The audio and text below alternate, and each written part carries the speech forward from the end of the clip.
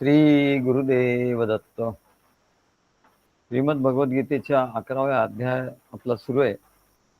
त्यावर निरूपण सुरू आहे. त्यातला आज हा 9वा श्लोक आहे. याच्या आधी भगवान सांगतात अर्जुनाला की नतुमाम शक्यसे द्रष्टुम अनेनैव स्वचक्षुषा, की माझं हे जे रूप आहे ते तू ह्या तुझ्या चर्मचक्षुनी बघू शकत नाहीत, आणि म्हणून मी तुला दिव्यम ददामी ते चक्षु पश्य मे योगमैश्वरम, की मी तुला दिव्य चक्षु दिव्य दृष्टी देतो, त्याने तू हे माझं योगेश्वरी बघ. तेव्हा भगवंतांनी असं सांगितल्यानंतर आता संजय आणि धृतराष्ट्र यांचा संवाद. तेव्हा संजय धृतराष्ट्राला सांगतो, एवमुक्त्वा ततो राजन् महायोगेश्वरो हरिः दर्शयामास पार्थाय परमं रूपमैश्वरम्. एवमुक्त्वा ततो राजन् महायोगेश्वरो हरिः दर्शयामास पार्थाय परमं रूपमैश्वरम्. तेव्हा संजय म्हणतो धृतराष्ट्राला की हे राजा, महायोगेश्वर भगवान श्रीकृष्णाने असं बोलून अर्जुनाला आपलं ते श्रेष्ठ अत्यंत व्यापक असं ते ईश्वरी स्वरूप दाखवलं, असं संजयाने धृतराष्ट्राला सांगितलं. तेव्हा एवमुक्त्वा ततो राजन महायोगेश्वरो हरिही, महायोगेश्वर आणि हरी हे त्याला दोन नावांनी संबोधन केलं म्हणा. आणि रूपमैश्वरम, रूप आपलं विश्वरूपाचं ऐश्वर्य दाखवलं, असं संजय म्हणतो. तेव्हा संजय धृतराष्ट्राला सांगतो की हे राजा, भगवान श्रीकृष्ण हे महायोगी आहेत, महान योगी आहेत, आणि त्यांनी अर्जुनाला जे विश्वरूप दाखवलं ते परम म्हणजे सर्वश्रेष्ठ असं ऐश्वर्य आहे. आणि ते महायोगेश्वर असल्यामुळे त्यांनी आपल्या महाशक्तीचा उपयोग करून हे दिव्य रूप दाखवलं. तेव्हा त्यांची महाशक्ती जी आहे म्हणा, भगवान निर्गुण निराकार परमात्म्याचं स्वरूप आणि त्याच्या ठिकाणी जी महाशक्ती आहे किंवा शिव आणि शक्ती यांचा हा खेळ आहे. आणि यामध्ये दिव्य महाशक्तीचा उपयोग करून हे दिव्य विश्वरूप भगवंतानी अर्जुनाला दाखवलं. आणि ते हरी हा शब्द हे संबोधन केलंय. आणि ते हरी असल्यामुळे त्यांनी आधी अर्जुनाच्या ठिकाणची अज्ञान माया हरण केली. हरी म्हणजे हरण करणारा, हरे म्हणजे हरण करणारा. तो हरी असल्यामुळे त्यांनी अर्जुनाच्या ठिकाणची अज्ञान माया हरण केली. आणि म्हणूनच अर्जुन त्यांच्या त्या दिव्य योग मायेने निर्माण केलेलं हे विश्वरूप पाहू शकला. त्याच्या ठिकाणची अज्ञान माया जर गेली नसती तर त्याला ह्या दिव्य योगमायेने निर्माण झालेलं भगवंताचं अद्भुत विश्वरूप तो पाहू शकला नसता. तेव्हा श्रीकृष्णाच्या, आणि त्याने कुठे बघितलं हे विश्वरूप, कुठे बघितलं? साधारण अशी कल्पना होते की श्रीकृष्ण असे चित्रात दाखवतात, श्रीकृष्ण असे उभे आहेत आणि अर्जुन त्यांच्या पायाशी बसलेला आहे, आणि मागे असं अंतरिक्षामध्ये आकाशामध्ये ते असं विश्वरूप दिसतंय. पण असं नव्हतं म्हणाले. तर ते अर्जुन हा श्रीकृष्णाच्या कडेच बघत होता, श्रीकृष्णाच्या सगुण रूपाकडेच तो बघत होता. बघता बघता त्याला त्या सगुण रूपाचं ध्यास लागला, त्या सगुण रूपाचं ध्यान लागलं, त्या ध्यानामध्ये तो गेला. आणि सगुण श्रीकृष्णाच्या सगुण रूपाच्या ध्यानामध्ये गेल्यामुळे त्यांच्या मन, बुद्धी, चित्त आणि जाणीवेत आणि अंतःकरणात अशा रीतीने तो गेला. आधी श्रीकृष्णाच्या सगुण रूपात तो गेला, म्हणजे ध्यानात गेला. सगुण रूपाचं ध्यान त्यांनी समोर आणलं. आकाशामध्ये त्याला विश्वरूप दिसलं असं नाही, तर श्रीकृष्णाच्या सगुण रूपामध्ये काय त्याला हे विश्वरूप दिसलं. तिथेच श्रीकृष्णाच्या सगुण रूपामध्येच त्याला विश्वरूप दिसलं. मग सगुण रूपाचं ध्यास त्याला ध्यान लागल्याबरोबर त्या सगुण रूपाच्या सूक्ष्म देहात, श्रीकृष्णाच्या सूक्ष्म देहात तो गेला म्हणाला. म्हणजे त्याच्या मनाशी त्याचं मन, भगवान श्रीकृष्णाच्या मनाशी त्याचं मन एकरूप झालं. बुद्धीमध्ये त्याचा बोध होताच, त्या बोधाशी त्याचं बुद्धीमध्ये त्या बोधाशी त्याचं एकरूप झालं. आणि जाणीवेमध्ये तिथे निरहंकार वृत्ती असल्यामुळे तिथे जाणीव स्फुरत होती. त्या अंतःकरणात भगवंताच्या जाणीवेमध्ये त्याची जाणीव एकरूप झाली अर्जुनाची. आणि अशा रीतीने अर्जुन भगवान श्रीकृष्णाशी एकरूप झाला, तन्मय झाला, तल्लीन झाला. तल्लीन होणं, तल्लीन मध्ये लीन शब्द आहे. लीन होणं म्हणजे त्याचा अहंकार वगैरे वेगळेपण सगळं संपलं. तद्रूप झाला म्हणजे तसा रूप झाला, तदाकार झाला. तद्रूप, तदाकार, तल्लीन झाला, तद्रूप झाला, श्रीकृष्णाच्या रूपाशी एकरूप झाला, तद्रूप झाला. म्हणजे त्याला ध्यान लागलं बाहेरच्या रूपाचं, ते प्रेमाने लागलं. आणि श्रीकृष्णाच्या मनाशी त्याचं मन एकरूप झालं प्रेमाने, आणि बुद्धी बोधाने एकरूप झाली. आणि जाणीवेच्या ते गेल्यानंतर अहंकार नष्ट झाला त्याचा, आणि श्रीकृष्णाच्या जाणीवेत त्याची जाणीव एकरूप झाली. आणि म्हणून त्याची अशुद्धता, अज्ञान, माया निघून गेली. म्हणजे त्याला दिव्य दृष्टी प्राप्त झाली. म्हणजे काय झालं, अर्जुनाला दिव्य दृष्टी प्राप्त झाली म्हणजे काय झालं याचा अभ्यास आपण बघतोय. काय दिव्य दृष्टी नाही तर असं वाटेल काहीतरी जादू केली, काय छुमंत्र केला आणि त्याला भगवंतानी योगमायाने दाखवलं एवढं सांगतात. योगमायाने दाखवलं, पण योगमाया म्हणजे काय आणि दिसलं म्हणजे काय, त्याची प्रोसेस काय आहे. त्याला विश्वरूप दिसलं, दिव्य दृष्टी मिळाली म्हणजे काय झालं.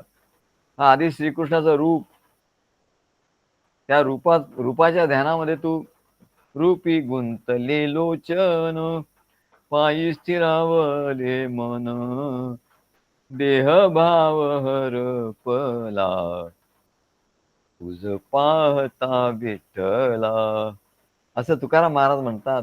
तशीच अर्जुनाची अवस्था झाली की त्या श्रीकृष्णाच्या सगुण रूपात त्याचं ध्यान लागलं, त्याला ध्यास लागला. मग तो श्रीकृष्णाच्या आत अंतःकरणात जायला लागला. मनात प्रेमाने मनाशी एकरूप झाला, बोधाने बुद्धीशी एकरूप झाला, आणि जाणीवेत त्याचा अहंकार गळून गेला. त्याच्यामुळे तो जाणीवेत एकरूप झाला, अंतःकरणात एकरूप झाला. आणि म्हणून त्याची सर्व अशुद्धता, अज्ञान, माया निघून गेली त्याच्या अंतःकरणातली. कारण विश्वरूप बघायचं म्हणजे श्रीकृष्णाच्या ठिकाणी बघायचं, पण श्रीकृष्णाच्या ठिकाणी बघता बघता त्याच्या अंतःकरणातच ते दिसायला लागतं म्हणा. श्रीकृष्णाच्या ठिकाणी बाहेर आपण सृष्टी बघतो, डोळ्यांनी बाहेर बघतो, पण खरं ते आपल्या आत डोळ्यात दिसतं, आपल्या डोळ्यामध्ये त्याची प्रतिमा दिसते.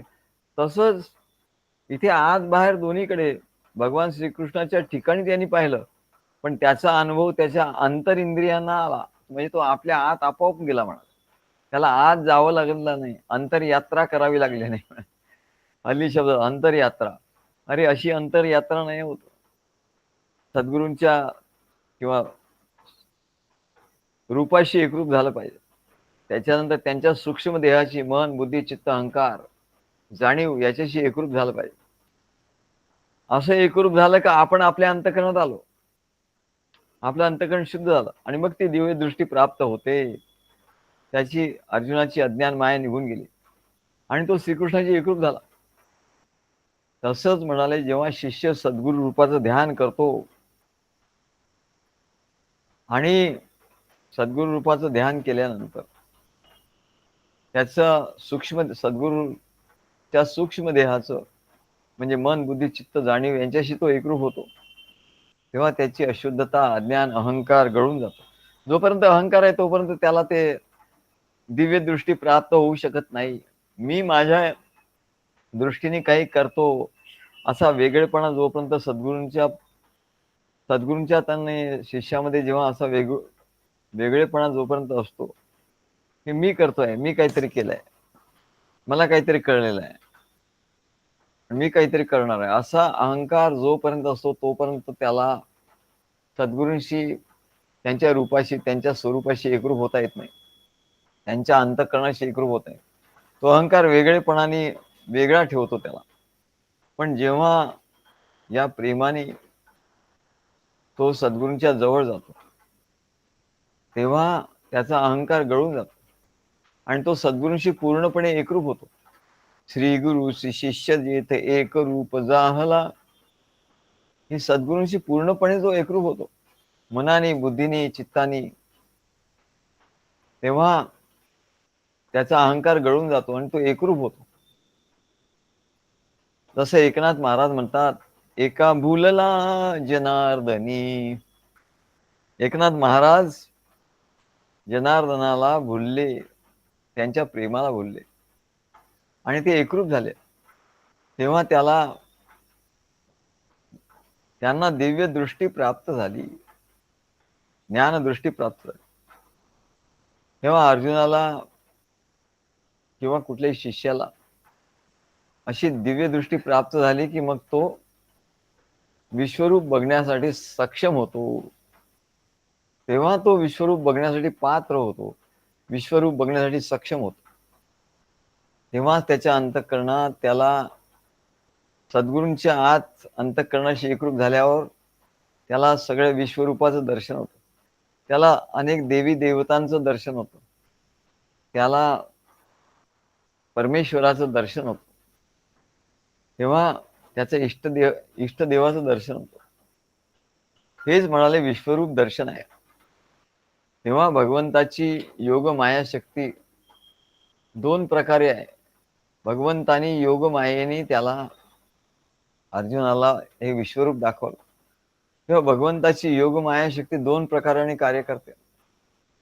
एक, आत्मज्ञानी भक्तांना भगवंताची योगमाया भगवंताच्या यथार्थ विश्वरूपाचं दर्शन घडवते. आत्मज्ञानी भक्तांना ज्यांना आत्मज्ञान झालं म्हणजे काय झालं?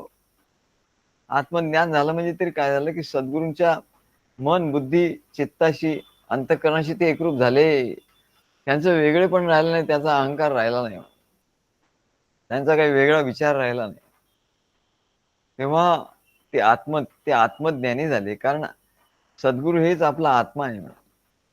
आत्म्याच्या ठिकाणी सद्गुरूंचंच रूप आहे. तेव्हा आत्मज्ञानी भक्तांना भगवंताची योग माया भगवंताच्या यथार्थ विश्वरूपाचं दर्शन घडवते.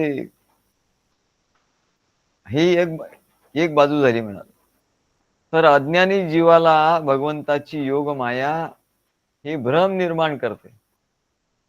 आत्मज्ञानी भक्ताला भगवंताची योग माया भगवंताच्या यथार्थ विश्वरूपाचं दर्शन घडवते. तर अज्ञानी जीवाला भगवंताची तीच योग माया भ्रम निर्माण करून या विश्वाचं विपरीत किंवा खोटं असत्य रूपच दाखवते. सोप्या शब्दात सांगायचं तर काय, तर योग माया म्हणजे या सृष्टी रूपाबद्दल यथार्थ समज. आता याच्यातही दोन प्रकार आहे. सृष्टी रूपाबद्दल यथार्थ समज याला योग माया असं, आणि अज्ञान माया म्हणजे या सृष्टी रूपाबद्दलचा गैरसमज. सृष्टी रूप दोघेही बघतात, ज्ञानी शिष्यही बघतो, अज्ञानी शिष्यही बघतो, परंतु दोघांना वेगळं दिसतं. म्हणा सृष्टी रूपाबद्दल ज्याची समज यथार्थ झाली त्याला ही योग माया विश्वरूपाचं दर्शन घडवते आणि सृष्टी रूपाबद्दल यथार्थ समज ज्याची झाली नाही त्याला अज्ञान माया असं म्हणतात. त्या सृष्टीबद्दल रूपाबद्दलचा गैरसमज ज्याच्या ठिकाणी निर्माण झाला, समज आणि गैरसमज, तेथे म्हणाले विश्वरूप व सृष्टीरूप, तिथे हा गैरसमज आहे म्हणा. त्याचा गैरसमज होतो आणि त्याला विश्वरूप तर दिसतच नाही म्हणाले, पण अज्ञान मायेमुळे मध्ये त्याला हे सृष्टीरूप भुलवतं. आता इथे विश्वरूप आणि सृष्टीरूप या दोन रूपामध्ये काय भेद आहे हे जरा समजून घेतलं पाहिजे.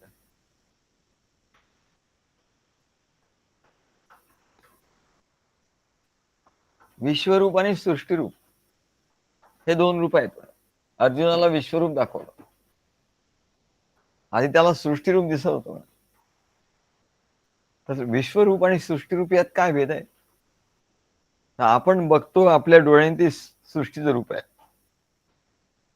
सृष्टीरूप हे आपल्या डोळ्यांनी आपल्याला बघता येतं, पण भगवंताचं विश्वरूप बघण्यासाठी मात्र दिव्य दृष्टीची कृपा लागते, दिव्य दृष्टी लागते. दुसरं असं की हे सृष्टीरूप जे आहे, आपल्याला दिसणारी सृष्टी, ही त्या विश्वरूपाचाच एक अत्यंत छोटा भाग आहे. ही सृष्टी आपल्याला जी दिसते तो विश्वरूपाचाच भाग आहे म्हणा. आणि पृथ्वी, ही पृथ्वी म्हणाले या 14 भुवनाचं ब्रह्मांडाचं, चतुर्दश भुवन ब्रह्मांड जे आहे त्याच्यात 14 लोक आहे म्हणले. सप्त पाताळ खाली आणि सप्त ऊर्ध्वलोक, असं 14 भुवनाच्या ब्रह्मांडाचा त्यातला हा एक लोक आहे, भूलोक. त्या 14 भुवनातला एक भुवन आहे, एक लोक आहे. म्हणजे ही जी सृष्टी आहे ही एकच लोक आपण बघतो. परंतु श्रीकृष्णाने, भगवंतानी अर्जुनाला जे विश्वरूप दाखवलं, ते विश्वरूप म्हणजे चतुर्दश भुवन ब्रह्मांड, हे एक ब्रह्मांड आहे. हे एक ब्रह्मांड दाखवलं तर हे एकच ब्रह्मांड आहे म्हणा. त्याच्याही पलीकडे अनेक जे ब्रह्मांड आहेत ते विश्वरूप अर्जुनाला दाखवलं. एकच ब्रह्मांड नाही, अनंत कोटी जे ब्रह्मांड आहेत ते सर्वांचं विश्वरूप त्या अर्जुनाला दाखवलं. त्या मानाने पृथ्वी हा छोटा भाग आहे. हा पृथ्वी ही हा एक लोक आहे. हा भूलोक भगवंताच्या विश्वरूपाचा एक भागच आहे. त्यामुळे त्याचंही यथार्थ ज्ञान होण्यासाठी दिव्य दृष्टीची आवश्यकता आहेच ना. हा भूलोक हा सुद्धा त्या विश्वरूपाचा एक भाग असल्यामुळे त्याचंही यथार्थ ज्ञान लोकांना नसतं, कारण अज्ञान आहे. त्याचंही यथार्थ ज्ञान होण्यासाठी दिव्य दृष्टीची आवश्यकता आहेच. आणि या गैरसमजामधून पूर्णपणे बाहेर पडून पूर्ण समज येण्यासाठी सद्गुरु सहवास, सत्संगतीची आवश्यकता आहे. हा जो गैरसमज आहे, हे जे अज्ञान आहे, याच्यातून बाहेर आलं तरच विश्वरूप दिसेल म्हणा, किंवा या सृष्टीचं शुद्ध रूप दिसेल. परमात्मा स्वरूप या सृष्टीमध्ये कसं आहे ते दिसेल. पण त्याच्यासाठी सद्गुरु सहवास आणि सत्संगतीची आवश्यकता आहे. जोपर्यंत सद्गुरूला शरण जाऊन ज्ञान प्राप्त करून घेऊन ज्ञान प्राप्त करून घेतलं जात नाही म्हणाल, तोपर्यंत जेवढे काही ग्रंथ वाचन घडतं किंवा तथाकथित पंडितांकडून ज्ञान प्राप्त करून घेतलं जातं, प्रवचन ऐकले जातात, पुस्तकं वाचली जातात, ते सर्व अधिकाधिक गैरसमजच वाढवतात, गैरसमज वाढवण्यासच मदत करतात. आमच्याकडे कोणी एक नवीन आलेला भाविक सांगत होता, हे म्हणाले संत तुकाराम महाराजांना म्हणले महाअवतार बाबाजींनी क्रियायोग आणि कुंडलिनीचे ज्ञान दिलं. तुला म्हणलं हा शोध तुला कुठे लागला? तुकाराम महाराजांना केशव चैतन्य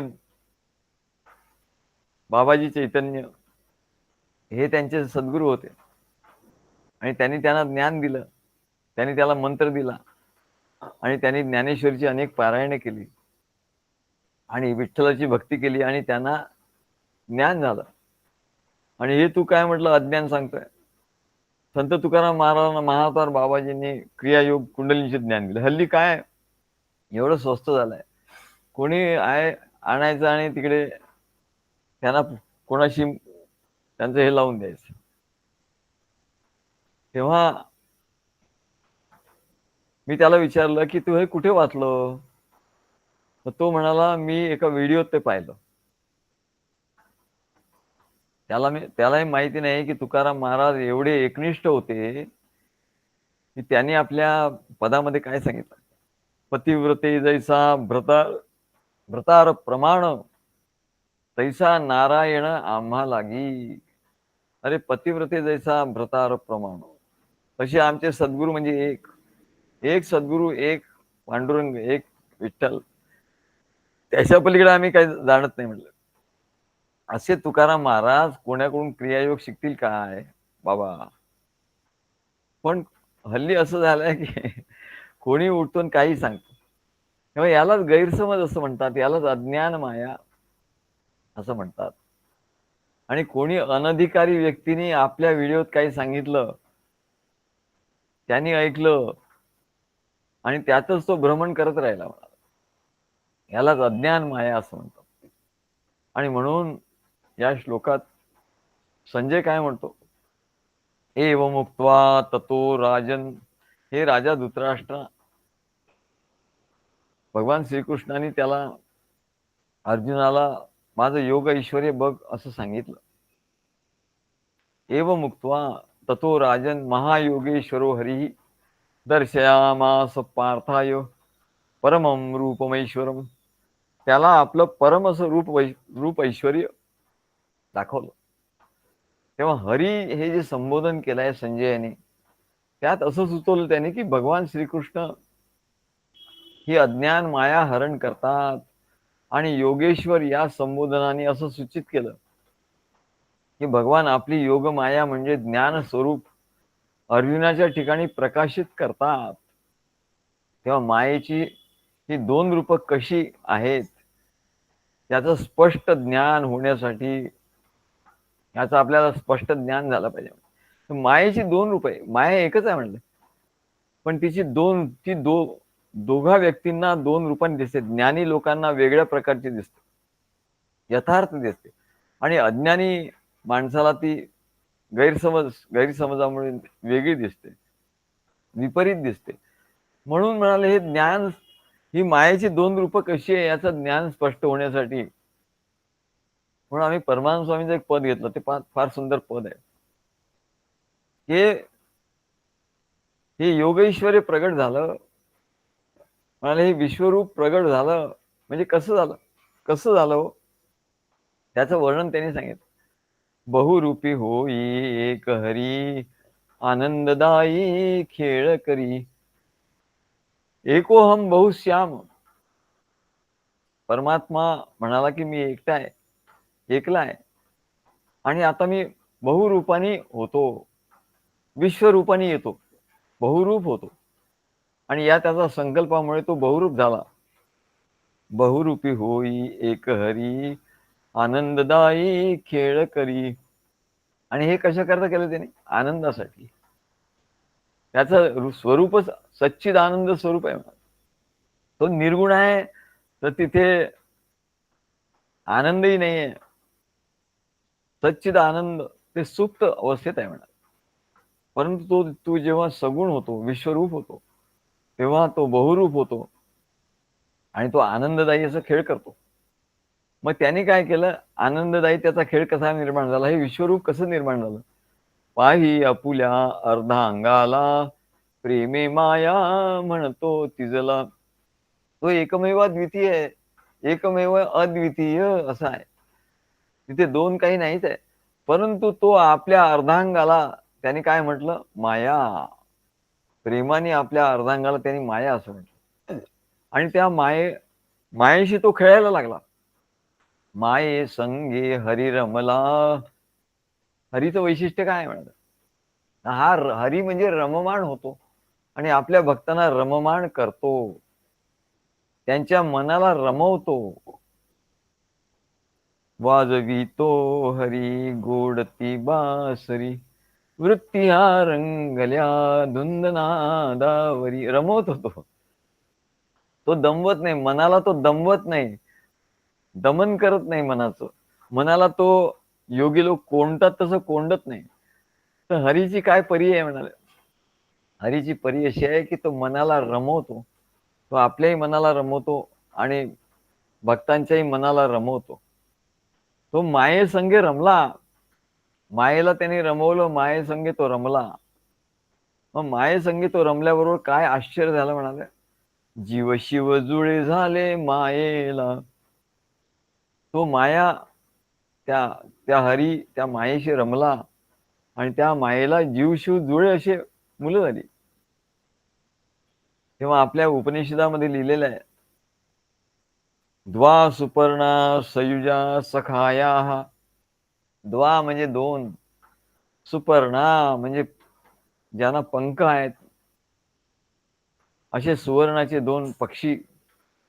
सयुजा म्हणजे ते एकमेकांचं त्यांचं नातं जुळलेलं आहे. असे सखाया, हा एकमेकांचे ते मित्र आहे, मैत्री आहे, सख्यत्व त्यांच्यामध्ये आहे. असे ते दोन पक्षी या संसार वृक्षावर बसले आहेत म्हणाले. संसार वृक्षी जीवशिव पक्षी असं उपनिषदात वर्णन सांगितलंय. संसार वृक्षावर ते दोन पक्षी बसले आणि जीव काय करतो, जीवाला त्या संसार वृक्ष दिसतो, त्याची फळं दिसतात, सगळीकडे चांगलं चांगलं त्याला दिसतं, सगळीकडे त्याला तो विषय दृष्टीनेच बघतो. सगळीकडे तो भोगायच्या दृष्टीनेच, आसक्तीनेच या संसाराकडे बघतो. तेव्हा या संसार वृक्षाची फळं आहेत, तेव्हा त्या फळाचं सेवन तो करण्यास उद्युक्त होतो. आणि ती संसार वृक्षाची फळं म्हणजे काय, सुख दुःख रूपी फळ आहे. सुखही आहे, दुःखही आहे. तेव्हा संसार वृक्षाची सुख दुःख रूपी फळं तो खातो.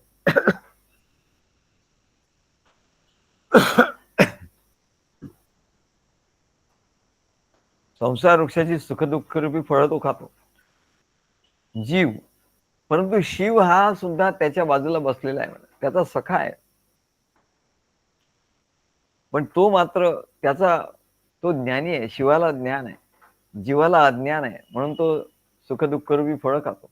आणि शिवाला ज्ञान असल्यामुळे तो त्या फळांना शिवत सुद्धा नाही. तो म्हणजे तो शिव आहे, त्याच्यामुळे तो या फळांना शिवत नाही म्हणत, तो फक्त बघत राहतो. तो त्या फळांकडे, त्या झाडाकडे, ते सगळी गंमत बघतो म्हणा, तो बघत राहतो. तो ती फळं खात नाही, त्या फळांना शिवत नाही. तेव्हा आम्ही असं लिहिलं, जीवा असं दिसली संसार माया, शिवा असं दिसते हरीची किमया. जीवाला काय झालं की हरीची माया दिसली आणि शिवा असं दिसते हरीची किमया. तो किमया, हरीची किमया म्हणून बघतो या विश्वरूपाकडे. जीव रडतो मायेसाठी, या मायेसाठी, संसार मायेमध्ये सुख प्राप्त व्हावं म्हणून जीव रडतो. आणि दुःख प्राप्त झालं तरी रडतो. मला दुःख झालं म्हणून रडतो आणि मला सुख का मिळत नाही म्हणून रडतो. असा हा जीव रड्या ज्याला रडत असतो. म्हणजे मायाशी मला ईश्वर आहे तर मग मला दुःख का देतो असं तो रडत असतो. आणि शिव काय करतो, शिव लागे हरीच्या पाठी. तो हरिपाठाचं पुस्तक वाचतो, ग्रंथ वाचतो सद्गुरूंनी लिहिलेला, त्याला अंडरलाईन करतो. कालच आमच्या किरण मुळे आले होते आमच्याकडे, त्यांनी नवीन गाडी घेतली. त्यांच्या घनश्री, त्यांची पत्नी, आई आली होत्या, त्यांची बहीण आली होती. हे सर्व आले आणि आम्ही खाली गेलो. मग त्या गाडीमध्ये दत्तगुरूंची स्थापना इथे आरती केली, ओम जय जय प्रभू दत्ता. तेव्हा असं आम्ही त्याचा आनंद घेतला. भक्त असतात ते सद्गुरूंच्या पाठी लागतात. त्यांच्या जीवनामध्ये कुठलीही गोष्ट घडली की ते सद्गुरूंच्या पाठी पाठी येतात. ते या मायेच्या मागे नाही जात. आता गाडी तर पुष्कळ लोक घेतात, पण ते कुठेतरी फिरायला जातात, कुठेतरी जातात. पण भक्त असतात ते सद्गुरूंच्याकडे आधी जातात. ते म्हणले आधी आम्ही तुमच्याकडे येतो. आणि ते आले आणि आम्ही त्यांच्या गाडीत बसलो, मग एक चक्कर मारून मग परत आलो. तेव्हा शिव लागे हरीच्या पाठी, त्याला शिव असतात. जीव रडतो मायेसाठी, त्याला गाडी पाहिजे, अमुक पाहिजे, तमुक पाहिजे, तो रडतो. आणि शिव कसा असतो की त्याला आपोआप सर्व प्राप्त होतो आणि तो सद्गुरूंच्या कार्यासाठी ते त्याचा उपयोग करतो. म्हणून शिव लागे हरीच्या पाठी. तेव्हा हरिपाठाचं पुस्तक आपलं प्रकाशित झालं. आम्ही सगळ्यांना दिलं आणि त्यांना द्यायचं राहून गेलं. ते मध्ये दोनदा येऊन गेले, पण आमच्या काही लक्षातच नाही. आमच्याही लक्षात राहिलं नाही, त्यांच्याही लक्षात राहिलं नाही. आणि असं करता करता आमच्याकडचा स्टॉक त्या पुस्तकात संपला. मग काल त्यांना म्हटलं बघा कुठे शोधा, कुठे असेल तर. तुम्ही त्यांनी शोधलं, आम्ही शोधलं, कुठे मिळालं नाही. मग तेवढ्यात धनश्री उठून बाहेर गेली. बाहेर गेल्यावर मी तिथे बघितलं तर त्या कपाटात ते पुस्तक मला दिसलं. मग म्हटलं बघा, म्हटलं हे दिसलं आपल्याला पुस्तक. मग त्यांना एकच कॉपी होती, मी त्यांना दिलं. तेव्हा शिव लागे हरीच्या पाठी, हरिपाठ. तो हरिपाठ करतो आणि हरीच्या पाठी लागतो. आणि जीवाला तो काय सांगतो, इतरांना तो काय सांगतो, जे अज्ञानी जीव असतात त्यांना काय सांगतो, जीवा लागी शिव सांगे, आपण दोघे खेळू संगे. ते म्हणले या आमच्याकडे या, सद्गुरूंच्या कार्यात या, आपण खेळू. मी तुम्हाला सांगतो म्हणाले, सद्गुरूंचं महात्म्य सांगतो. तेव्हा जीव लपतो शिव शोधितो. आणि जीव जो आहे तो लपतो म्हणा. त्याला सांगितलं या, तो काही येत नाही. सद्गुरूंच्याकडे या, सद्गुरूंचं महात्म्य सांगितलं, सद्गुरूंना फोन करा, पण ते लाजतात, बुजतात, ते काही फोन करत नाही. असे ते लपतात. जीव लपतो शिव शोधितो, जीवा शिवाचा डाव रंगतो. सद्गुरू शिष्य लपतो आणि सद्गुरू त्याला शोधून काढतात. असा जीवा शिवाचा डाव रंगतो. प्रेमे धरितो शिव जीवाला, मग प्रेमाने शिव त्या जीवाला धरतो. माया बघते कौतुकाला. मग ती जी अविद्या माया आहे, जी म्हणले सर्वांना भ्रम पाडते, अशी माया लगेच कौतुक बघायला लागते. अरे जीव शिव खेळायला लागले म्हणजे एकत्र. सद्गुरू शिष्य एकत्र आले. आता म्हणले यांचा खेळ बघूया, यांचा आनंददायी खेळ होईल. जीवा शिवाची गट्टी जमली, सद्गुरू आणि शिष्याची गट्टी जमली. हरीच्या अंकी जोडी शोभली. आणि जीव आणि शिव हे हरीच्या अंकावर, मांडीवर जाऊन बसले. हरीस पाहून खुशीत हसली. आणि मग माया हरीला पाहून खुश झाली आणि हसली. आणि माया हरीच्या कुशीत शिरली. आणि माया त्या श्रीशी एकरूप होऊन गेली. ती एकरूपच होती म्हणाले. एक रूप हरी परमानंद, खेळे बहुरूपी परमानंद. तेव्हा म्हणाले अशी माया एकरूप झाली. भक्त एकरूप, सद्गुरूंशी शिष्य एकरूप झाला. आणि सद्गुरू शिष्य दोघे श्रीहरीच्या ठिकाणी एकरूप झाले. आणि मग माया सुद्धा एकरूप झाली म्हणाले. तेव्हा तो खेळ रंगला आणि त्याचा आनंद झाला मला. आणि तेव्हा हा खेळ बघण्याची दिव्य दृष्टी प्राप्त झाली. शेवटी काय आहे की दिव्य दृष्टी म्हणजे काय हे आपल्याला समजून घ्यायचं. आणि हा खेळ काय आहे, एकच हरी बहुरूप झाला.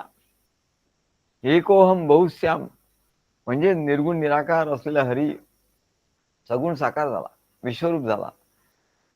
आता लोक प्रश्न विचारतील, सगुण साकार निर्गुण निराकार असलेला श्रीहरी, हरी सगुण साकार विश्वरूप झाला, का झाला बाबा? निर्गुण निराकार असलेला तो सगुण साकार का झाला? तर त्याचं उत्तर असं आहे की तर त्याच्या ठिकाणी संकल्प स्फुरला, त्याने संकल्प केला. जसं मनुष्य अनेक संकल्प विकल्प करत असतो. आपल्याला घर बांधायचंय, गाडी घ्यायची, अमुक करायचंय, गावाला जायचंय, फिरायला जायचं, संकल्प करतो. पण त्याचा काही संकल्प पूर्ण होतात, काही होत नाही. परंतु श्रीहरी हा सत्य संकल्प आहे. म्हणजे श्रीहरीच्या ठिकाणी संकल्प स्फुरला म्हणजे तो पूर्ण होणारच. तेव्हा तो विश्वरूप का झाला? निर्गुण निराकार सगुण साकार विश्वरूप का झाला? तर त्याच्या ठिकाणी संकल्प स्फुरला. एकोहम बहुश्याम, मी एक आहे, मी बहु व्हावं, असा त्याच्या ठिकाणी संकल्प स्फिरला, म्हणून तो बहुरूप झाला, विश्वरूप झाला. पहिल्या प्रश्नाचं उत्तर दिलं. आता संकल्प का स्फुरला? मग संकल्प का स्फुरला हा दुसरा प्रश्न. त्या परमात्म्याच्या ठिकाणी, हरीच्या ठिकाणी संकल्प का स्फुरला? त्याचं उत्तर, तर त्याच्या ठिकाणी जी शक्ती आहे ना ती स्फुरली. त्याच्या ठिकाणी शक्ती आहे, तो एकटा नाही. म्हणजे जरी एकटा दिसला तरी त्याच्या ठिकाणी शक्ती आहे, ती आत्मशक्ती, ते चैतन्य आहे. तो शिव आहे आणि त्याच्या ठिकाणी चैतन्य आहे, म्हणजे शक्ती आहे. ती शक्ती स्फुरली आणि म्हणून तो त्याच्या ठिकाणी संकल्प स्फुरला. बरं, 2 प्रश्नाचं उत्तर दिलं म्हणाले. आता तिसरा प्रश्न, मग शक्ती का स्फुरली? त्याच्या ठिकाणी शक्ती का स्फुरली? तर म्हणलंय, स्फुरणे हा तिचा शक्तीचा सहस्वभाव आहे. शिवाच्या ठिकाणी शक्तीचं स्फुरण पावणं हा त्या शक्तीचा स्वभाव आहे, सहस्वभाव आहे. म्हणून शक्ती स्फुरली. 3 प्रश्नांचं उत्तर दिलं. आणि स्वभाव का आहे हा चौथा प्रश्न. तर म्हणले स्वभावाला काही औषध नाही. आपण म्हणतो ना स्वभावाला औषध नाही, तसं म्हणजे स्वभाव काय आहे त्याला काय औषध नाही. हरीचं स्वरूपच सच्चिद आनंद आहे, त्याचा स्वभावच सच्चित आनंद आहे. हरीचा स्वभाव काय हो? एखाद्याचा स्वभाव चिडचिडा असतो, एखादा स्वभाव प्रेमळ असतो. कोणीतरी आम्हाला म्हणालं, सद्गुरू माझी पत्नी आहे ना खूप चिडचिड करते. म्हणलं बरोबर आहे, त्याचा तुझा दोष आहे. ती चिडचिड करते म्हणजे तुझा दोष आहे. तू तिला बरोबर प्रेमाने वागवत नाही, तुझं प्रेम देऊ शकत नाही, त्याच्यामुळे ती चिडचिड करते. तू तिला प्रेमाने वागव म्हणजे बघ चिडचिड एकदम बंद होईल. काय? आणि त्याने हा प्रयोग केला आणि त्याने सांगितलं, सद्गुरू म्हणजे चमत्कार झाला म्हणाले. म्हणजे काय चमत्कार झाला? तर म्हणले आधी असं असं होतं, आता म्हणले चिडचिड गेली आणि आता म्हणले एकदम प्रेमाने आम्ही असतो. म्हणलं शाबास. तेव्हा म्हणतात स्वभावाला औषध नाही, पण इकडे स्वभावाला औषध आहे म्हणा. कारण श्रीहरीचा स्वभाव जसा आहे, त्याचं स्वरूपच सच्चित आनंद स्वरूप आहे. सत म्हणजे तो नित्य आहे, तो आहेच म्हणाले. तोही आहे. अरे तो आहे तर मग मी, अरे आपणही आहोतच म्हणजे तुला कोणी सांगितलं? तो आधी होता आणि मग नंतर नाहीये आणि पुढे राहणार नाही असं नाहीये. म्हणजे श्रीहरी जर सच्चिदानंद आहे तर तूही सच्चिदानंदच आहे. फक्त फरक एवढा आहे की संत सत्पुरुष ते जाणतात, तू जाणत नाहीस. या ठिकाणी अज्ञान आहे. सत म्हणजे तो आहे, चित म्हणजे त्याच्या ठिकाणी शक्तीचं स्फुरण होत असतं, हा त्याचा स्वभाव आहे. आणि आनंद त्याच्या ठिकाणचा आनंद आहे. आणि तो आनंद कशामुळे हो? त्या भगवंताला आनंद का होतो? तर सच्चित आनंद स्वरूप तो आहे. आणि तो आनंद कशाने होतो? चित म्हणजे तो खेळतो म्हणून, मायेसंगे खेळतो म्हणून त्याला आनंद होतो. म्हणजे खेळामध्ये आनंद आहे. मायेसंगे तो खेळतो आणि म्हणून त्याला आनंद होतो. म्हणजे खेळामुळे आनंद होतो. श्रीहरीला आनंद का होतो? तर आनंद सच्चिदानंद त्याचं स्वरूप आहे. परंतु स्वरूप जरी असलं तरी तो आनंद प्रगट कधी होतो? तो खेळतो तेव्हा. आणि तो खेळतो कधी? तर तो म्हणाले या सृष्टी रूपाने खेळतो. तो विश्वरूपाने खेळतो आणि तो विश्वरूप दाखवतो. विश्वरूपाने खेळतो.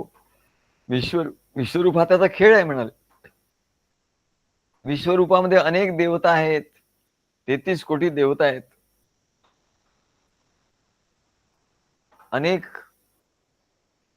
अनेक प्रकारच्या योनी आहेत. पशु पक्षी सगळं काही अनेक प्रकारच्या सृष्टी आहेत. हे सर्व आहेत. हा सर्व खेळ आहे त्याचा. आणि एकदा तो खेळ चालू झाला की म्हणजे त्या श्रीहरीला आनंद होतो आणि तो आपल्या ठिकाणी स्फुरलेल्या त्या शक्तीला तो पाहतो. तो श्रीहरी पाहतो आणि तिला प्रेमाने माया असं म्हणतो. माया.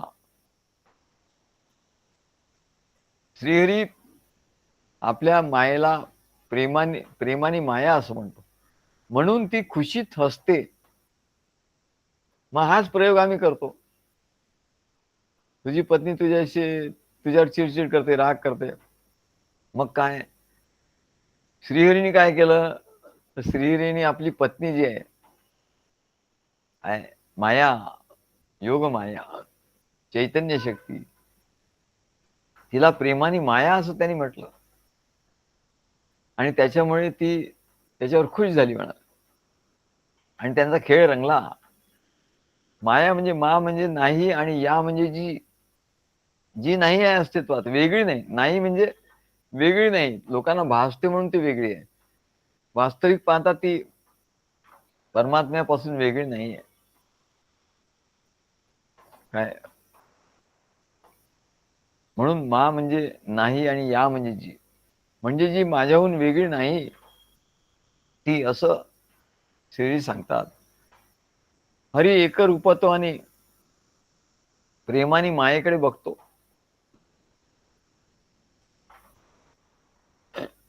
ही माया म्हणजे त्याची आत्मरती. मायेवर त्याचं एवढं प्रेम आहे, एवढं प्रेम आहे. आणि मायेचं त्याच्यावर एवढं प्रेम आहे, एवढं अत्यंतिक प्रेम आहे.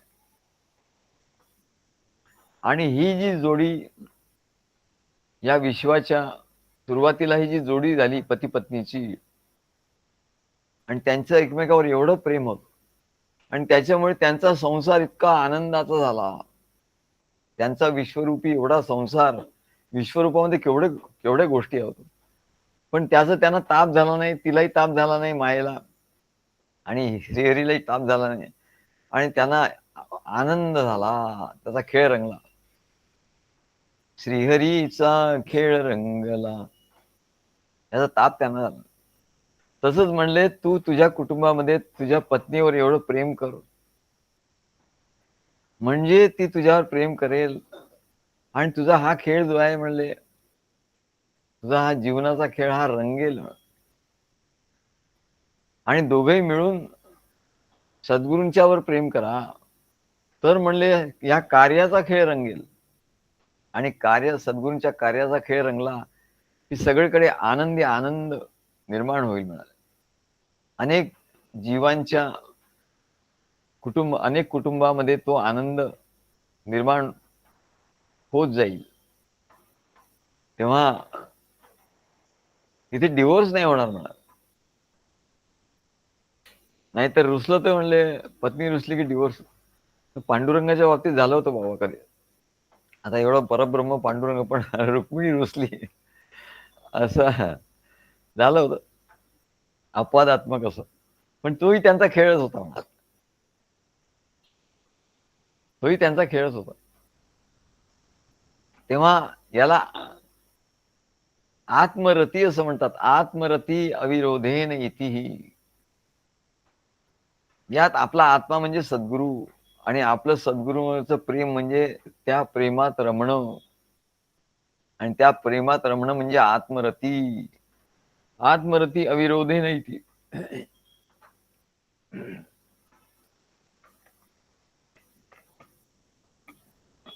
भक्तीची व्याख्या काय?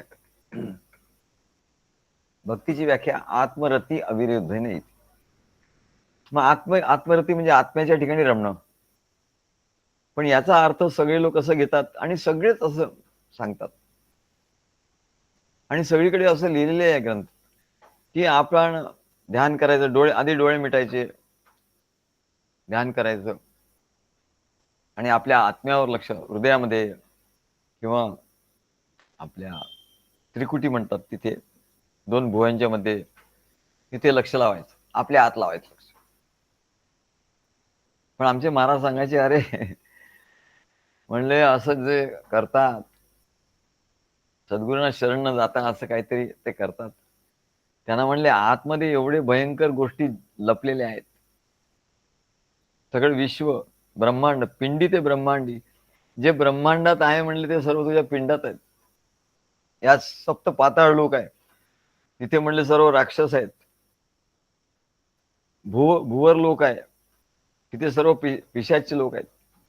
असे अनेक लोक हे विश्वरूप तुझ्या ब्रह्मांडात, तुझ्या या पिंडरूपी ब्रह्मांडात हे सर्व लोक आहेत म्हणाले. आणि ते तुला, तू आत गेला रे गेला की तुला ते सगळे दिसायला लागले, भंडावून सोडतील म्हणत. तेव्हा असं नाहीये. म्हणून सद्गुरूंची काय आवश्यकता आहे? आपण सद्गुरूंच्या हृदयाकडे जायचं, आपल्या हृदयाकडे नाही जायचं. आणि सद्गुरूंच्या हृदयाकडे जायला लागलं की ते एवढं पवित्र त्याच्या ठिकाणी आहे, एवढं ज्ञान आहे, एवढं प्रेम आहे, की ते आपोआप आपण जोडून घेतलं की ते प्रेम, ज्ञान, भक्ती सर्व आपल्या हृदयाकडे प्रवाहित व्हायला सुरुवात होते. आणि त्याच्यामुळे आपलं अंतःकरण शुद्ध होतं आपोआप. हे आपोआप आहे. केले तुका झाले माका. सद्गुरूंच्याकडे आपण आत्मरती म्हणजे सद्गुरूंच्यावर प्रेम करायला गेलो तर सद्गुरूंच्या रूपामध्ये, स्वरूपामध्ये, ज्ञानामध्ये, प्रेमामध्ये आपण रमलो. मग रमलो म्हणजे कुठं? आत्मरती झाली म्हणाले. त्यालाच भक्ती असं म्हणतात. आत्मरती म्हणजे भक्ती. पण आत्मरती म्हणजे आत्म्याच्या ठिकाणी जाशील तुला काहीच दिसणार नाही, काळोख दिसेल, लोक घाबरतात.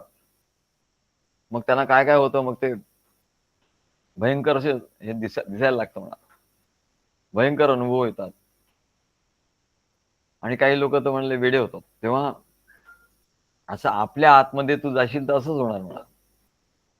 सद्गुरूंच्या आतमध्ये तू जा म्हणा. सद्गुरूंच्या हात धरून, बोट धरून त्यांच्या ते जसं जात आहेत त्या वाटेवर तू जा, म्हणजे तुझ्या आत आपोआप सर्व जाईल म्हणा. आपोआप आत्मरती होईल.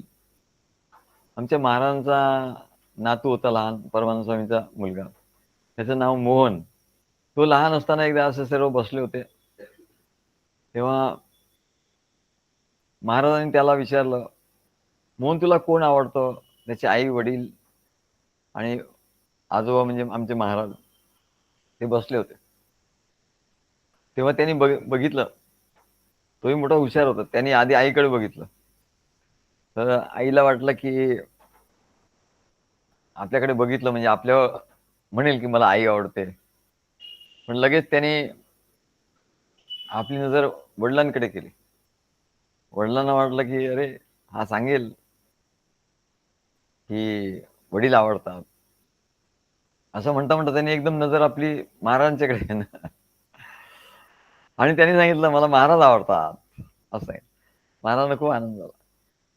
बरं एवढ्या वेळ तो थांबला नाही. तो म्हणला मला महाराज आवडतात आणि मी आवडतो, मला मी आवडतो म्हणाले. तर महाराज म्हणले शाबाश, म्हणले तुला तू आवडतो हे खरं आहे म्हणाले, पण तुला महाराज आवडतात आणि म्हणून तो महाराज आवडल्यामुळे आवडणं काय आहे हे तुला कळलं. तेव्हा महाराज म्हणाले अरे काय नवा अरे सर्वार्थम सर्वम प्रियम भवती आत्मनस्तु कामाय सर्वम प्रियम भवती. खरं सर्वांचं प्रेम आपल्या आत्म्यावरच असतं, पण म्हणजे आत्मा म्हणजे काय त्यांना माहिती नसतं. आणि म्हणून सद्गुरू हाच आपला आत्मा आहे असं जेव्हा तो त्या आत्म्याच्या ठिकाणी सद्गुरूंची स्थापना करतो, त्याला सद्गुरू आवडत असतात, त्याच्यामुळे त्याचा आत्मरती आपोआप व्हायला लागते मला. सद्गुरूंच्यामुळे त्याची आत्मरती होते. तेव्हा माये संगे हरी रमला, जीव शिव जुळे झाले मायेला. तेव्हा म्हणले आपल्या सगुण रूपाच्या प्रेमात म्हणजे मायेत, म्हणजे आपल्यावरच्याच प्रेमात हरी रमला, त्यालाच आत्मरती असं म्हणतात. आत्मरती अविरोधेन इति, याला भक्ती असं म्हणतात. भक्तीची व्याख्या शांडिल्य ऋषींनी काय केली? आत्मरती अविरोधेन इति, आपल्या ठिकाणच्या आत्मप्रेमाला, आत्म्यावरच्या प्रेमाला विरोध नाही झाला पाहिजे, असं असं काहीतरी करणं, असं साधन करणं, याला आत्मरती असं म्हणतात. आपल्यावरच्या प्रेमामध्ये रमणं, आपल्यावरच्या प्रेमामध्ये रममाण होणं म्हणजे आत्मरती. आणि त्याला अवरोध झाला तर तो त्याला सहन होत नाही म्हणा. या आत्मरती, आत्मक्रीड, ज्याला आत्मक्रीड, क्रीड म्हणजे क्रीडा करतो. आत्मरत असतो म्हणजे काय, नुसतं आत्ममग्न होऊन जातो असं नाही, तो क्रीडा करतो म्हणजे. रमैते ते मन क्रीडा करी, जिथं आपलं मन रमतं तिथे ते क्रीडा करतं, म्हणजे ते खेळतं. क्रीडेमधून त्याला माया आणि हरी यांच्या क्रीडेमधून जीव आणि शिव असे जुळे पुत्र झाले म्हणत. का तर ते क्रीडा आहे.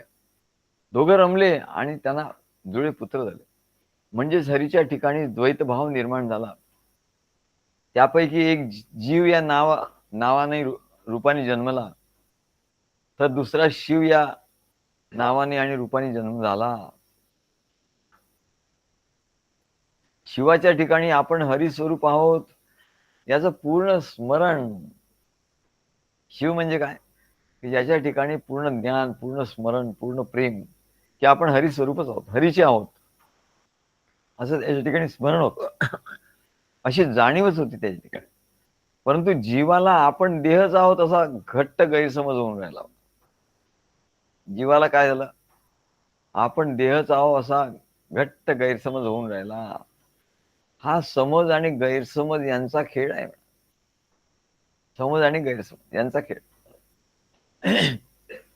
तेव्हा गैरसमज का निर्माण झाला आणि समज का निर्माण झाला, याचं कारण काही सांगता येत नाही म्हणत. इथे कार्यकारण भाव लागू होत नाही, का इथे म्हणता येत नाही म्हणत. त्याचा काय गैरसमज का झाला, त्याला कार्यकारण सांगू शकतो, त्याचा अज्ञान आहे म्हणून. आणि हा समजदार का झाला, हा ज्ञानी आहे म्हणून. एवढं कारण सांगता येतं म्हणा. पण हा खेळ आहे म्हणजे, खेळाचं कारण नाही सांगतात, कारण हा खेळ आहे. खेळ असल्यामुळे इथे समज गैरसमज निर्माण झाला. खेळामध्ये समज गैरसमज निर्माण होतात. क्रिकेटच्या खेळामध्ये बघा, असे काही गैरसमज निर्माण होतात, काहींचे समज निर्माण होतात. खेळात जर असं विचारलं की यात एक जण का जिंकतो, एकच, इंडियाच का जिंकली सगळ्या मालिका, पूर्ण मालिका इंडिया सगळे हे का जिंकले, तर म्हणले एक जण जिंकतो आणि दुसरा हरतो, त्यालाच खेळ म्हणतात ना. एक खेळ म्हणजे काय, एक जण जिंकतो दुसरा हरतो, दोघंही जिंकले तर मग त्या खेळात काय मजा आहे म्हणत. जेव्हा क्रिकेटची मॅच, त्याचं दोघंही समान होतात, कोणीच जिंकत नाही, कोणीच हरत नाही, टायप होतो. टायप झालं म्हणजे काय, सगळे जे बघणारे असते ते हिरमुसले होतात. काय म्हणाले, एवढी मॅच बघितली, काय इंडिया जिंकायला पाहिजे होती, काही जिंकले नाही म्हणा. काय ते म्हणले, खेळामध्ये एक जण जिंकतो, मग एकच जण का जिंकलो, एक जण जिंकतो दुसरा हरतो, यालाच खेळ म्हणतात. त्याच्यामुळेच खेळात आनंद आहे म्हणतात. मग कोणी विचारेल, मग हारणाऱ्यावर अन्याय होत नाही का, मग यात दुजाभाव नाही का, हारणाऱ्यावर अन्याय होत नाही का? दुजाभाव नाही का? खेळात तर समानता असली पाहिजे, समानता पाहिजे. एक हारतो दुसरा जिंकतो, यात विषमता आहे. मग समाजातली विषमता जशी नष्ट केली पाहिजे, तशी म्हणजे खेळातली विषमता नष्ट केली पाहिजे. अरे तुम्ही म्हणतात खेळाची विषमता नष्ट नाही होऊ शकत. हो, तिथे विषमता चालते, पण समाजात विषमता नष्ट झाली पाहिजे म्हणतात. विषमता नष्ट केली पाहिजे. तर समाज हा सुद्धा खेळच आहे. तिथे विषमता राहणार. किती तुम्ही ही विषमता नष्ट करायला गेला तर आणखी एक वेगळी विषमता नष्ट होईल म्हणाले. काय तेव्हा खेळ आहे असं जेव्हा बघितलं जात नाही, तेव्हा म्हणले असं विषमता असं वाटतं. मग असं जर कोणी म्हणाला की विषमता आहे खेळामध्ये, तर सर्व लोक त्याला हसतील, म्हणतील हे काय म्हणा. कारण खेळात दोघे जिंकू शकतच नाही म्हणाले. एक हरणार दुसरा जिंकणार, दोघे जिंकले तर काय होईल आणि कोणालाच आनंद होणार नाही. म्हणजे खेळाचं जे मुख्य तत्व आहे, मुख्य हेतू आहे की आनंद होणं, तेच होणार नाही. मग काय फायदा त्या खेळात. बरं दोघांनाही जिंकू दिलं तर खेळातला आनंद तत्क्षणी गायब होईल. एक जिंकतो त्याला आणि त्याच्या चाहत्यांना आनंद होतो, जे खेळाचे जाणकार आहेत त्यांनाही आनंद होतो, आणि त्यांना आनंद होतो. जे खेळाचे पंच रेफरी असतात त्यांनाही आनंद होतो, कारण त्यांना खेळ माहिती असतो. पण ज्यांना माहिती नाही, पाकिस्तान हरला हिंदुस्थान आणि इंडिया जिंकलं की पाकिस्तानामध्ये टीव्ही फोडून टाकतात. टीव्ही सगळं टीव्हीवर राग काढतात म्हणा. त्यांना राग येतो. तेव्हा या खेळात म्हणले, तसेच हरी आणि माया यांच्या खेळात जीव अज्ञानी म्हणून जन्मतो आणि शिव ज्ञानी म्हणून जन्मतो. जीवाचा संसाराबद्दल गैरसमज होतो. हाच तर खेळ आहे म्हणले. जीवाचा संसाराबद्दल गैरसमज होतो. त्याची संसारात विषयभोगाच्या आसक्तीने रती निर्माण होते. रती होते, पण कुठे? विषयभोगाच्या आसक्तीने संसारात रती निर्माण होते, आत्मरती नाही होत. आणि तो संसारात रतिक्रीडा करतो, संसारातच रतिक्रीडा करतो. तर शिवाला हरीबद्दल प्रेम निर्माण होतो. काय? हरिपाठ. तो हरिपाठ वाचतो, तो आत्मरतीत क्रीडा करतो, तो समजदार असतो, तो ज्ञानी असतो. पण असं का होतं असं म्हटलं तर, आमचा विवेक रोज म्हणतो नेहमी, पण असं कसं, असं तो नेहमी म्हणतो, असं कसं. असं कसं याचं काही उत्तरच नाही म्हणत. आईला तो म्हणतो, आई असं कसं. तर ती काही उत्तर देत नाही. असं कसं, असं कसं या प्रश्नाला काही उत्तरच नाही म्हणत. हे आहे असंच आहे, असं आहे, असं कसं वगैरे काही नाही म्हणत. हे आहे जसं आहे तसं. असं का होतं असं म्हटलं तर त्याला कार्यकारण भाव नाही मिळाला. आमच्या महाराजांच्याकडे एक प्रोफेसर येत होते, महाराजांचे शिष्य होते आणि इन्स्टिट्यूट ऑफ सायन्स मध्ये सायंटिस्ट होते. मागे आम्ही त्यांना त्यांची कथा सांगितली होती. वेगवेगळ्या संदर्भात ती कथा येते. कथा एकच असते पण त्याचा संदर्भ बदलतो, त्याच्यामुळे त्याचा अर्थ बदलतो. इन्स्टिट्यूट ऑफ सायन्सेस मध्ये मोठे सायंटिस्ट होते, डॉक्टरेट होते, आणि त्याचबरोबर संस्कृत इंग्रजीचे गाढे अभ्यासक होते, अध्यात्माचे अभ्यासक होते. आता माझं वय त्याचे 25-30 वय असेल, त्यांचं वय होतं 80-82 वर्षाचं. मी कुठलंही खंडकाव्य केलं किंवा कुठलंही काव्य केलं की महाराज किंवा नंतर परमानंद स्वामी त्यांना ते रसग्रहण करण्याकरता त्यांच्याकडे द्यायचे. त्यांनी महाराजांचे पदांचं रसग्रहण केलं, परमानंद स्वामींचे पदांचं रसग्रहण केलं. ते त्यांचं एक साधनच होतं. ते संध्याकाळी यायचे आणि ते पदावरचं रसग्रहण वाचून दाखवायचे, आणि मग महाराज आणि सर्व भक्तमंडळी त्यांचं कौतुक करायचे. हा त्यांचं साधन होतं. दादरला ते राहत होते. ते आमचे खंडकाव्य आणि आमची काही काव्य जी भावसरिता याच्यातलं कुठलंही काव्य घेऊन ते रसग्रहण करायचे. तर महाराज त्यांना रसग्रहण करायला द्यायचे. त्याची जवळजवळ 10 नोटबुक त्यांनी रसग्रहण लिहिलं होतं. पण आणि आमच्याकडे शेवटी दिलं त्या खंडकाव्यावरचं रसग्रहण. आणि त्यातल्या त्या 10 वह्यामधल्या जवळजवळ 8 वह्या तर 7-8 वह्या तर त्या वाळवीने खाऊन टाकल्या. उरल्या 2-3 वह्या त्याच्यामधलं आम्ही कसं बसं ते रसग्रहण लिहिलं. आणि आपलं जे पुस्तक प्रकाशित झालं परमानंद घनामृत धारा, त्याच्यात ते रसग्रहण आम्ही लिहिलं त्यांच्या नावाने. तेव्हा तेच म्हणले त्याचे 60-65 पेजेस 60-65 पेजेस त्या रसग्रहणाचे झाले. तेव्हा त्यांचा एक मुलगा डॉक्टर होता. तेव्हा त्या मुलाचा त्यांना मोठा अभिमान होता. आणि त्यांना भाषण करायला सांगितलं की ते नेहमी अभिमानाने सांगायचे की माझ्या मोठ्या मुलग्याला मी डॉक्टर केलं. मुलग्याला म्हणायचे, माझ्या मोठ्या मुलग्याला मी डॉक्टर केलं. मग महाराज म्हणायचे, मग लहान मुलग्याला का नाही केलं? लहान मुलग्याला का नाही केलं तुम्ही डॉक्टर? मोठ्या मुलग्याला डॉक्टर केलं. एवढी तुमची कपॅसिटी आहे, तर लहान मुलग्याला तुम्ही डॉक्टर का नाही केलं? त्याच्यावर ते हसायचे. कारण त्यांना माहिती होतं त्यांचा लहान मुलगा शिकतच नव्हता. शिकत तर नाहीच, पण वाईट संगती त्याला लागली. महिनाभर तो घरी येतच नव्हता. आणि जेव्हा केव्हा यायचा, पैसे संपले की यायचा. आणि मग आई वडिलांशी भांडण करायचा. आणि मग पैसे घ्यायचा भांडण करून. आणि मग पैसे घेऊन तो गायब व्हायचा. परत मौज-मजा करायचा. परत यायचा. असं त्याचं रुटीन होतं. तेव्हा एवढ्या चांगल्या बुद्धिमान भक्तिमान कुटुंबात एकाच आई वडिलांच्या पोटी जन्म घेऊन एक मुलगा मोठा डॉक्टर होतो आणि दुसरा अनपढ दुराचारी होतो. याचं कारण काय? तर म्हणले याला कार्यकारण भाव नाही. हे असंच आहे म्हणलं. असं कसं? हे असंच आहे म्हणले. हे जसं आहे तसं. असं कसं काही म्हणता येणार नाही. कारण म्हणले याचं कारण देता येईल. हा खेळ आहे म्हणा.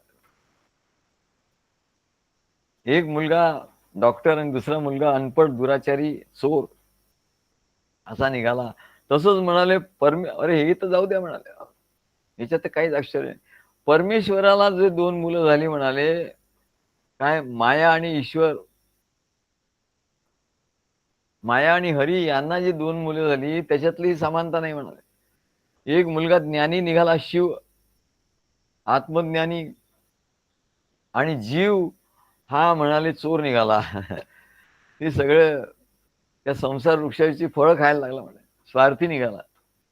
सगळं त्यालाच पाहिजे म्हणाले. असा त्याचा भाव झाला. आणि त्याच्यामुळे हे तर जाऊ दे, हेच काही आश्चर्य नाही म्हणले. हो 2 मुलं, मग त्याचा मुलगा असा चांगला आहे, यांचा मुलगा असा आहे, असे याचं भेदभाव होतो.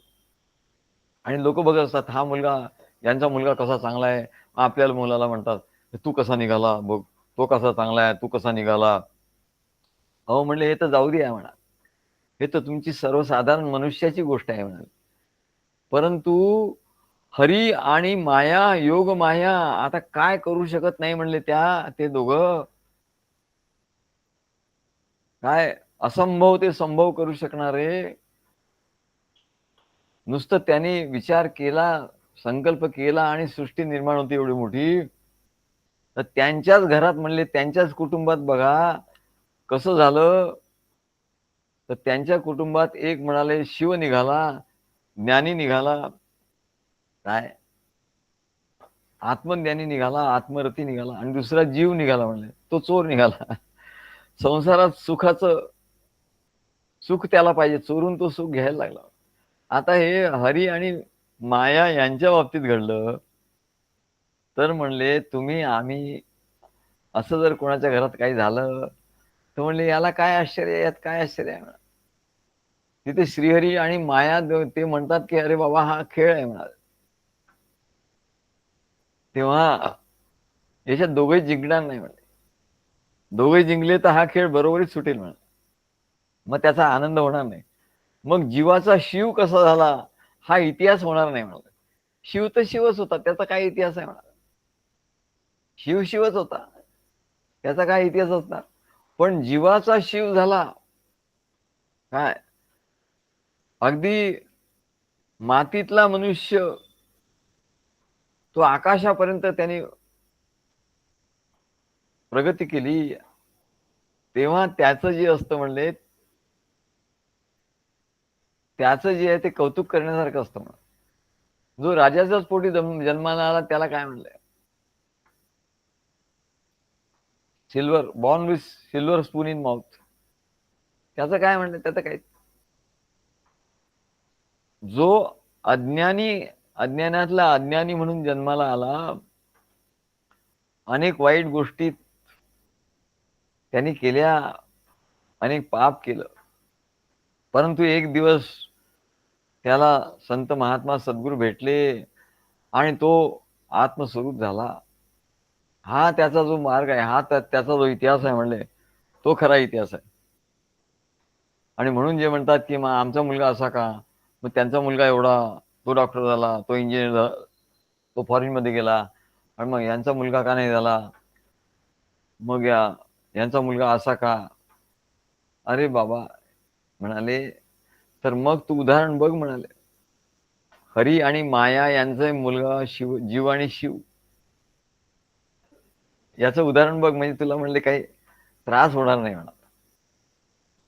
तेव्हा आम्हाला शाळेमध्ये एक चांगली आशयगर्भ अशी कविता होती.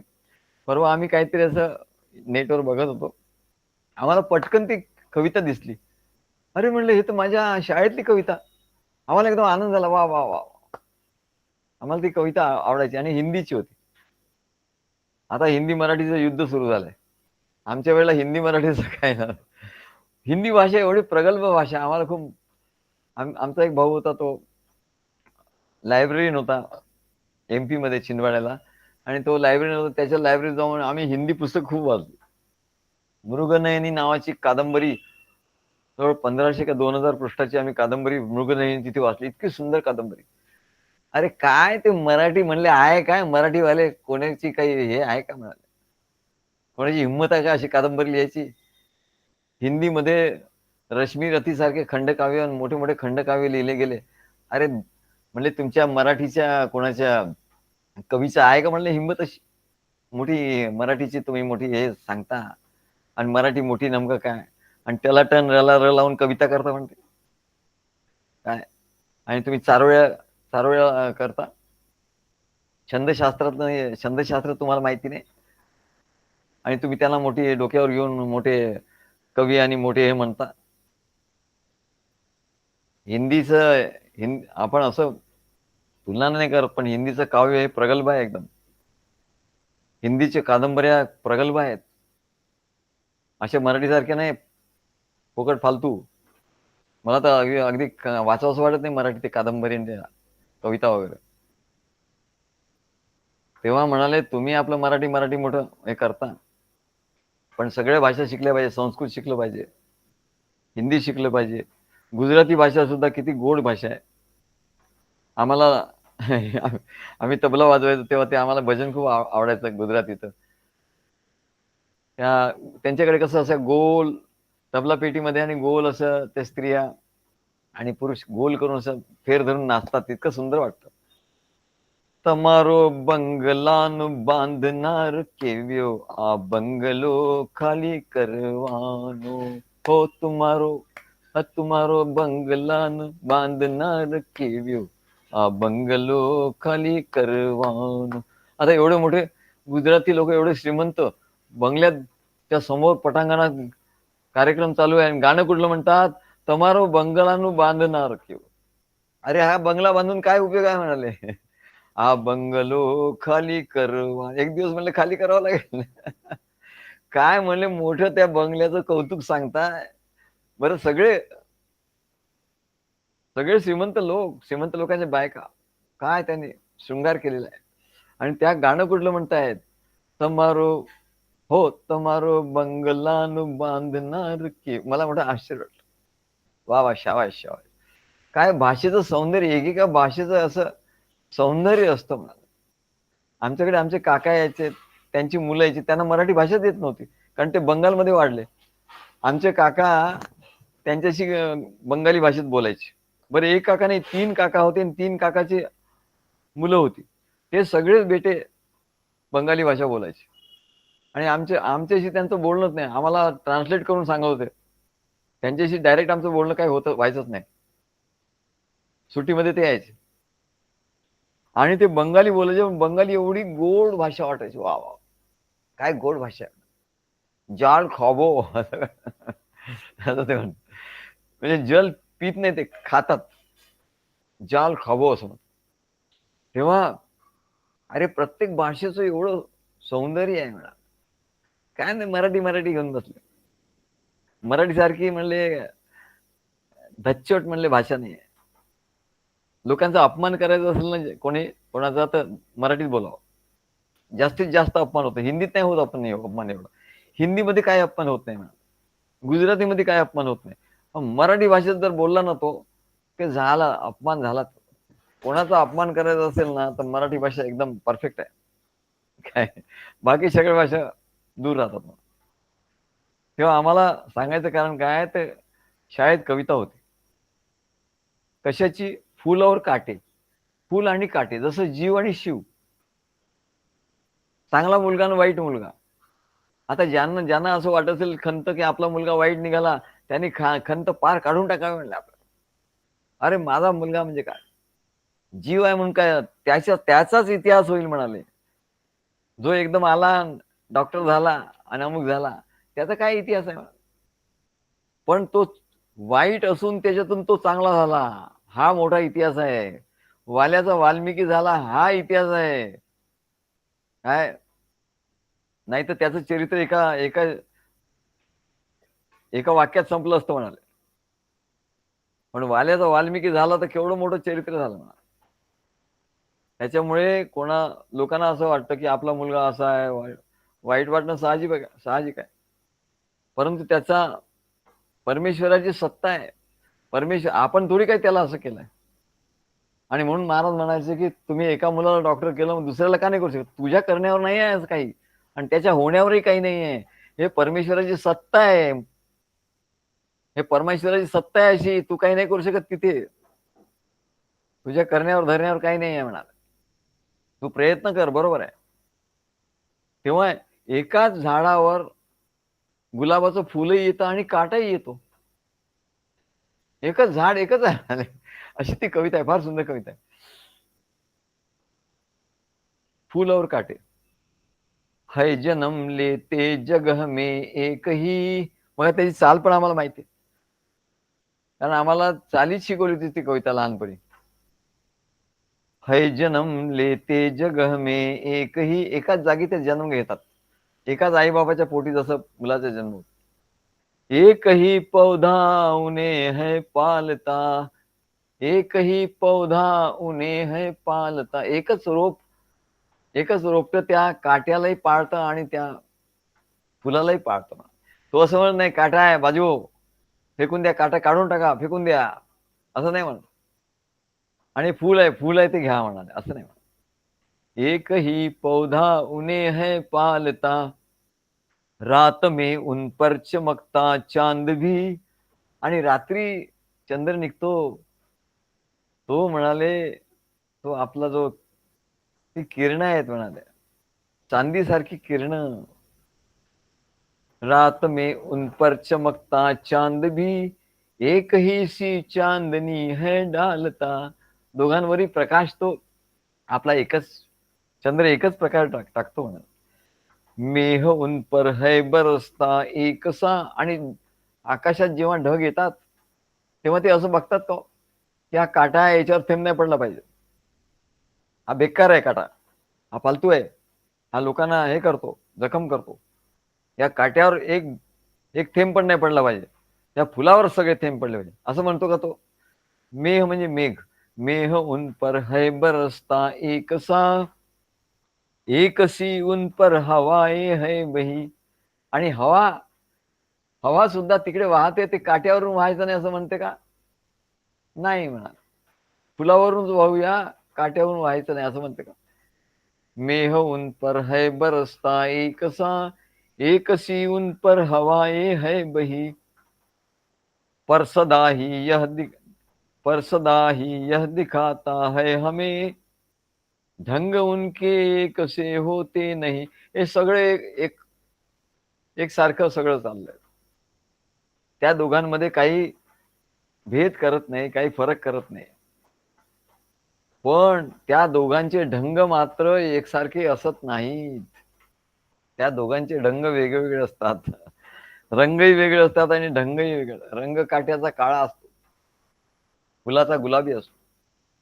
आणि ढंग, काट्याचा ढंगही वेगळा. फुल मऊ, मृदू मुलायम असतं, सुगंधित असतं. आणि काटा, काटा म्हणजे असा कडक कठीण असतो, अणकुचीदार असतो. परसदा ही यह दिखाता है हमें, ढंग उनके कसे होते नहीं. आता एक काय करतो आणि दुसरा काय करतो. छेद कर काटा किसी की उंगलियां. फूल तोडायला गेलं की काटा बोटाला लागला समजा.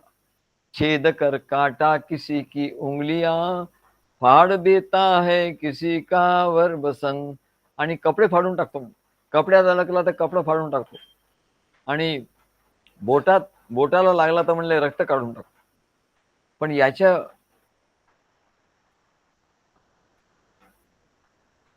फाड़ देता है किसी का वर बसन. पण याच्या उलट म्हणाले, फूल काय करतं. प्यार डूबी तितली, प्यार डूबी तितलियों का परकतर. आणि काटा काय करतो म्हणाले, की प्रेमाने जे फुलपाखरं येऊन बसतात त्यांचे पंखच कापतो म्हणले हा आपल्या काट्याने. भोर का है बेद देता श्यामतन. भोवरा म्हणजे तो भोवरा जो असतो त्याचा श्यामतन, भुंगा, भुंगा जो येतो तो काळा काळा भुंगा त्याचं शरीर म्हणले भेदून टाकतो. तेव्हा काट्याचं असं सांगितलं. आता फूल काय करतात म्हणा, फूल लेकर तितलियों को गोद में. आणि फूल काय करतो की त्या तितलिया म्हणजे त्या फुलपाखरांना आपल्या आपल्या कुशीत घेतं. भौर को अपना अनूठा रस पिला. आणि त्या भुंग्यांना आपला जो मकरंद आहे तो पाजतो, तो रस पाजता. निज सुगंधो और निराले रंग से, है सदा देती कलीजी की खिला. आणि त्याचा निराळा रंग, निराळा सुगंध. आणि याच्यामुळे काय होतं तर आपल्या हृदयाची कळी फुलते म्हणत. असे फुलाचं वर्णन आहे. है खटकता एक सबकी आंख में. तो खटकतो, तो खाटकासारखा आहे म्हणून तो खटकतो. म्हणजे है खटकता एक सबकी आंख में म्हणजे काटा. दूसरा है सोहता सुर शीश पर. आणि दुसरं म्हणजे फूल. सुर म्हणजे देव, देवाच्या शीर्षावर, मस्तकावर जाऊन दुसरा बसतो म्हणजे फूल. किस तरह कुल की बडाई काम दे. आणि तरी पण लोक आपल्या कुळाची बडाई करतात. माझा मुलगा एक डॉक्टर झाला असं म्हणतात. किस तरह कुल की बडाई काम दे, जो किसी में हो बड़प्पन की कसर. कसर म्हणजे खोट. एखादी खोट त्याच्याकडे आहे पण तो लपवतो आणि जे चांगलं आहे त्याची बडाई करतो. म्हणजे किस तरह कुल की बडाई काम दे, जो किसी में हो बड़प्पन की कसर. तेव्हा अयोध्यासिंह उपाध्याय, कवीचं नाव अयोध्यासिंह उपाध्याय, हरिऔंध त्याचे नाव हरिऔंध असं. तेव्हा म्हणाले तसा हा फूल आणि काटा आहे, तसं म्हणजे हा जीव आणि शिव आहे. तसं आपल्या ठिकाणी मोठा भाऊ लहान भाऊ आहे.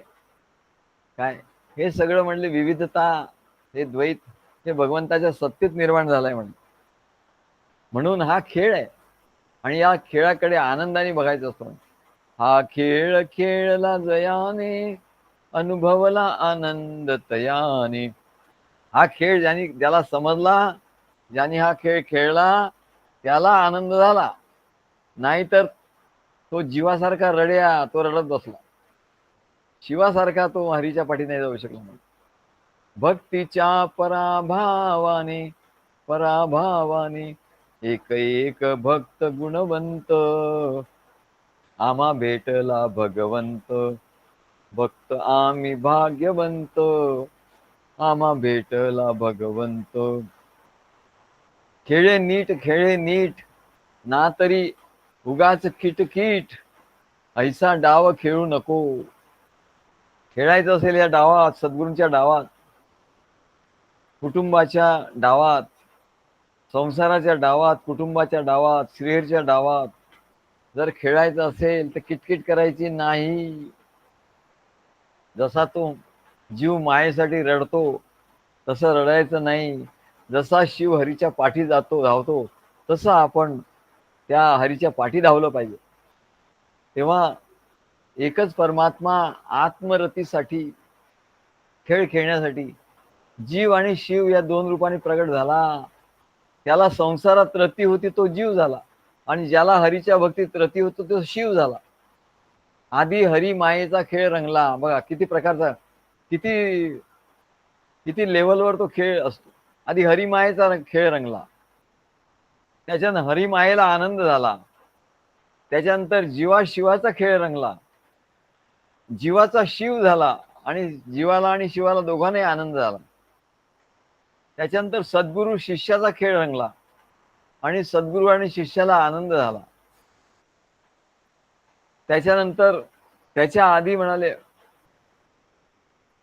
भाविक आणि ईश्वर यांचा खेळ रंगला, आणि त्याच्यामुळे त्या ईश्वराला त्यांनी आळवलं दुःखासाठी, तर त्याला सद्गुरूची प्राप्ती झाली म्हणा, आणि तो खेळ रंगला म्हणा. तेव्हा तात्पर्य काय, तर परमात्मा श्रीहरीच विश्वरूपाने सगुण झाला, आणि आपणच अज्ञान पांघरून घेऊन, विश्वाबद्दल गैरसमज करून घेऊन विषयरतीच्या भावाने जीव झाला, आणि विश्वाच्या मोहात पडला, सुख दुःख भोगू लागला. दुसरीकडे शिव रूपाने ज्ञान दृष्टीने विश्वरूपाला पाहून आनंदित झाला. वेगळेपणाने ज्ञान दृष्टीने विश्वरूपाचा आनंद घेतला, आणि सद्गुरु रूपाने प्रगट होऊन जीवाला आपल्या त्यांनी कार्यरूपी खेळात सोबत घेऊन ज्ञानदृष्टी दिली, व त्यालाही आनंदाचा अनुभव आणून दिला.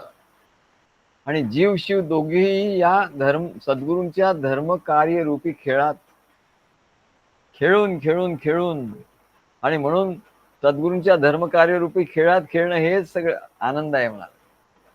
खेळ खेळून हरीच्या स्वरूपात स्थित झाले दोघेही, शिष्य आणि सद्गुरू, आणि म्हणून माया खुश झाली, आणि ती हरीच्या खुशीत शिरली, आणि हरीशी एकरूप झाली. यात एक विश्वरूप खोटं तर दुसरं विश्वरूप सत्य होतं. शिवाने आपल्या दिव्य दृष्टीने जे विश्वरूप पाहिलं ते सत्य, आणि जीवाने आपल्या अज्ञान दृष्टीने जे विश्वरूपावर हा संसाररूपी भास पाहिला तो खोटा होता, आणि याला दिव्य दृष्टी असं म्हणतात. ही दिव्य दृष्टी भगवंतानी अर्जुनाला दिली. तेव्हा संजय काय म्हणतो, एव मुक्त्वा ततो राजन महायोगेश्वरो हरिः दर्शयामास पार्थाय परमं रूपमैश्वरम. श्री गुरुदेव दत्त.